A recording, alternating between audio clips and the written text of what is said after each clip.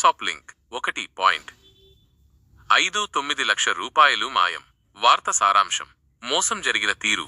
కోనరావుపేట, మంగళపల్లి గ్రామాలకు చెందిన ముగ్గురు రైతులు 1.59 లక్ష రూపాయలు మోసపోయారు. వారికి వాట్సాప్లో వచ్చిన PMKISAN నకిలీ యాప్ లింక్ను ఓపెన్ చేయడంతో ఈ మోసం జరిగింది. ఎలా జరిగింది? మోసగాళ్లు రైతుల వాట్సాప్కు PM కిసాన్ 2.apk యొక్క లింక్ అనే పేరుతో ఒక లింకును పంపారు. PM కిసాన్ నిధుల వివరాలు తెలుసుకోవాలంటే ఈ యాప్ను ఇన్స్టాల్ చేయాలని చెప్పి రైతులను నమ్మించారు. నష్టం. రైతులు ఆ లింకును ఓపెన్ చేయగానే వారి బ్యాంకు ఖాతాల నుండి డబ్బులు మాయమయ్యాయి.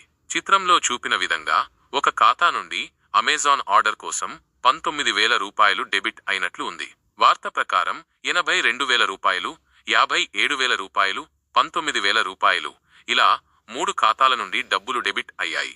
తీసుకున్న చర్యలు. బాధితులు బ్యాంకు అధికారులను ఆశ్రయించారు.